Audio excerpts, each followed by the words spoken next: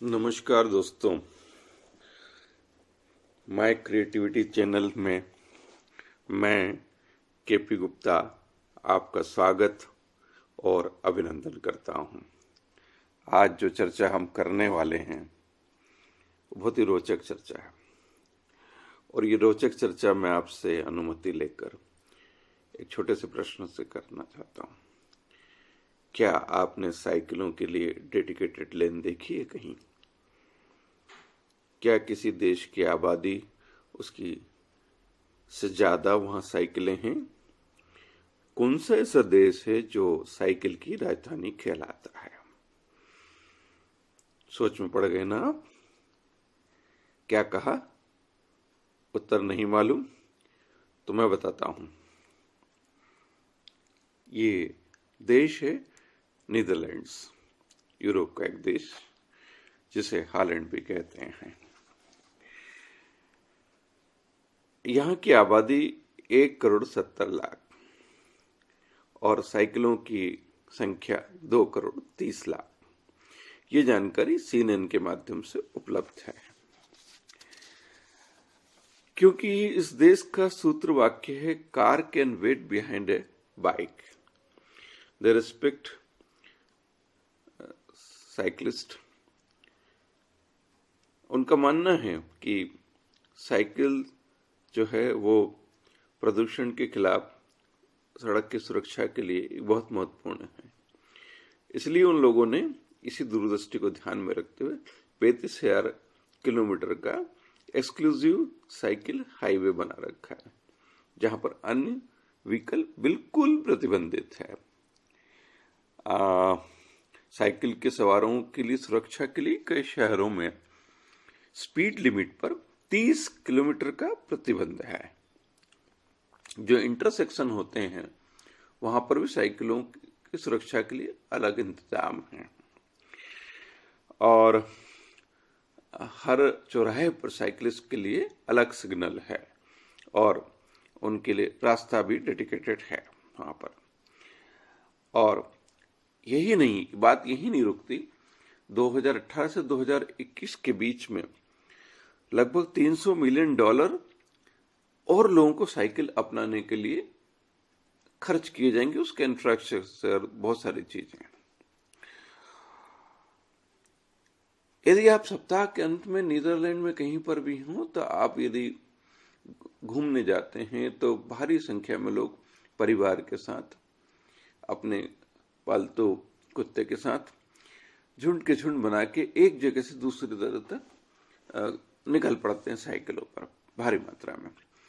आप यदि किसी पिकनिक स्पॉट पे हैं, कोई समुद्र का किनारा है या कोई वहां पर बहुत सारे जंगल होते हैं, तो जंगल में के आसपास देखें ढेर सारी साइकिलें पार्किंग में पड़ी हैं। ये सारी चीजें उनके साइकिल से और प्रकृति से लगाव को दर्शाती हैं। साइकिल उनके जीवन शैली का अभिन्न हिस्सा है। आप ऐसे भी दृश्य देख सकते हैं कि पूरा किराना लाने के लिए दोनों बैग साइकिल के इस तरफ और उस तरफ होते हैं। जब वो सुपरमार्केट जाते हैं तो परिवार से सुपरमार्केट साइकिलों से जाते हैं।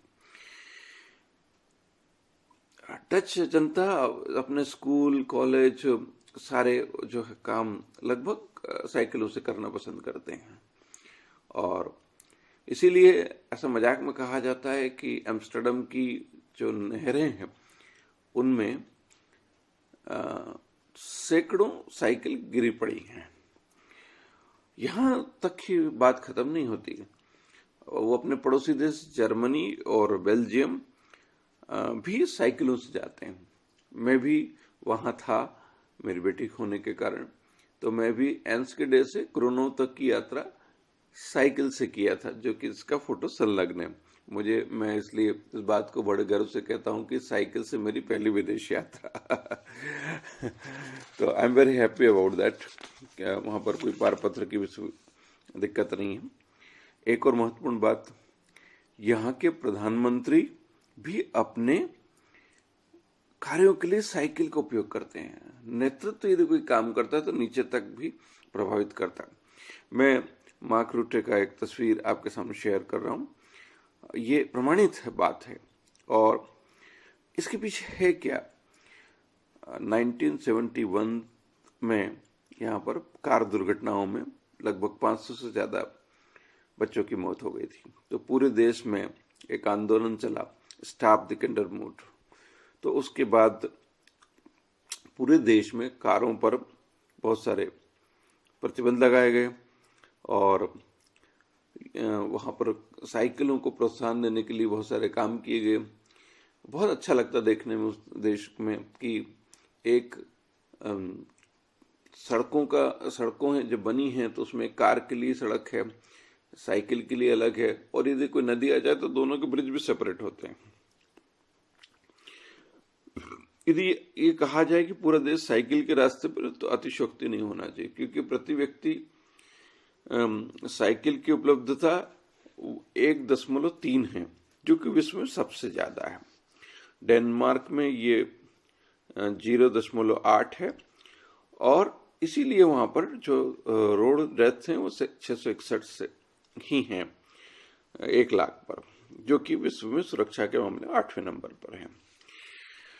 तो ये कहानी मैं आपसे इसलिए कर रहा हूँ कि I am also a cycle lover and I feel कि if you want to reduce the pollution and want very strong vibrant economy, we must use cycle. This is my blog for you. Thank you for listening me. Keep it good.